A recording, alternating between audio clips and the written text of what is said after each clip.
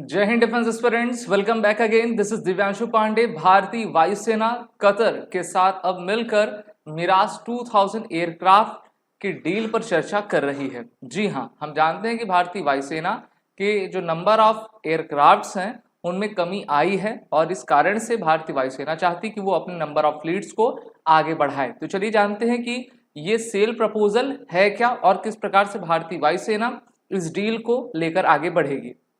हम जानते हैं कि कतर एक ऐसा देश है जिसका रिलेशन कभी भारत के साथ अच्छे रहते हैं, कभी नहीं रहते हैं, लेकिन इस बार भारत और कतर के बीच में मिराज 2000 फाइटर्स एयरक्राफ्ट को लेकर डील चल रही है और यहां पर भारतीय वायुसेना चाहती है कि टोटल 12 मिराज 2000 के एयरक्राफ्ट भारतीय वायुसेना कतर से खरीदे और इस कारण से कतर की एक हाई पावर टीम भारत के राजधानी में आई हुई है और ये दोनों ही देश जो है मिलकर मिराज 2000 पर चर्चा कर रहे हैं।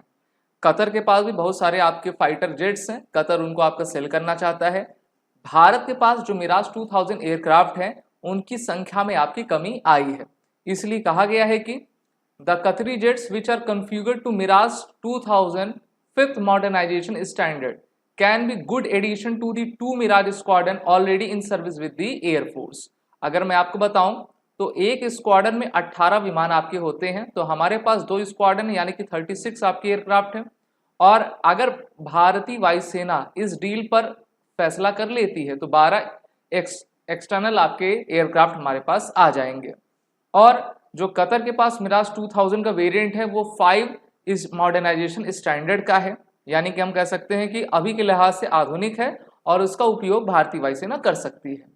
तो हम कह सकते हैं कि ये सेकंड हैंड डील होगी और इस प्रकार के एयरक्राफ्ट भारतीय वायुसेना ले रही है। इस कारण से हम ले रहे हैं क्योंकि मिग 21 के स्क्वाड्रन को हमने पूरा आपका डिसबैंड कर दिया है। उसके एक या दो लगभग 2 उसके स्क्वाड्रन बचे हैं जिसको 2025 में हम रिटायर कर देंगे। अब उनकी संख्या को फुल भी करना है। साथ ही साथ भारतीय वायुसेना ने 180 LCA-1 मार्क 1 तेजस फाइटर के जो डील हैं उसको हमारी HAL को दिया है, तो HAL उसको बना रही, लेकिन उस 180 एयरक्राफ्ट को बनाने में काफी लंबा समय लगेगा। तो इस बीच भारतीय वायुसेना चाहती है कि जो उनके एयरक्राफ्ट आपके रिटायर्ड हो रहे हैं और हम देखते हैं कि साल में 2-4 ऐसे एक्सीडेंट हो जाते हैं जिसमें हमारे कभी Su-30, कभी मिग 21, कभी मिराज जो है वो क्षतिग्रस्त हो जाते हैं।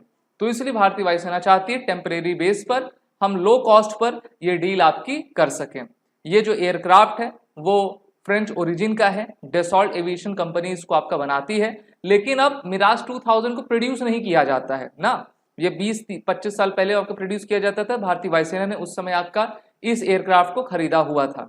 यहाँ पे कहा गया है कि however the engines of both Indian and Qatari aircraft are the same, making maintenance easier if India decide to proceed. तो अच्छी बात यह है कि इसमें जो है जो इंजन्स हैं वो दोनों के आपके सेम हैं, जैसे कि जब मेंटेनेंस हमको करना पड़ता है तो कॉस्ट जो है काफी लो आएगी भारत को, क्योंकि भारत इस प्रकार के एयरक्राफ्ट को चला भी रहा है और मेंटेन भी इसको कर रहा है। दूसरी बात यह है कि सोर्सेज का कहना है कि Qatar want to set the price around 5000 crore rupees for 12 aircraft. तो 12 एयरक्राफ्ट कतर हमको 5000 करोड़ में देना चाहता है। भारत चाहता है कि इस डील को आपका काफी लो किया जाए ना, तो जितना लो होगा उतना हमको फायदा होगा। अच्छी बात है ये। और अगर हम इस एयरक्राफ्ट को जो है 10 साल भी यूज कर लेते हैं तो भारतीय वायुसेना के लिए काफी अच्छा रहेगा, कंपैटिबल। ये एक तरीके से हम कह सकते हैं कि ये डील रहेगी जो कि भारत और कतर के बीच आपकी होगी। कतर का यहाँ पे आप नक्शा देख सकते हैं, यूएई के बगल में है, सऊदी अरबिया के बगल में, काफी छोटा सा देश है, लेकिन इनकी आप ह्यूमन पर कैपिटा देखेंगे सबसे हाई है। 2022 में जो फीफा वर्ल्ड कप हुआ था इनके द्वारा होस्ट किया गया था। और सबसे बड़ी बात ये कि पिछले साल आपने देखा होगा कि इन्होंने भारत के 8 इंडियन नेवी पर्सनल को मृत्यु दंड की सजा सुना दी थी। भारत ने इनके ऊपर काफी दबाव डाला, उसके बाद इन्होंने हमारे इंडियन नेवी के सभी 8 के 8 पर्सनल को छोड़ दिया। अगर हम इस डील की बात करें, so the aircraft Qatari aircraft are being offered to the Indian side along with the missiles and additional engines for flying operation. Official clarified that the aircraft are intended for operational use, not merely as spare parts। तो missiles भी आएंगी, काफी अच्छी बात है। और इसके माध्यम से हम ये कहना चाहेंगे जो सेकंड हैंड डील है तो भारत के लिए अच्छी हो सकती है।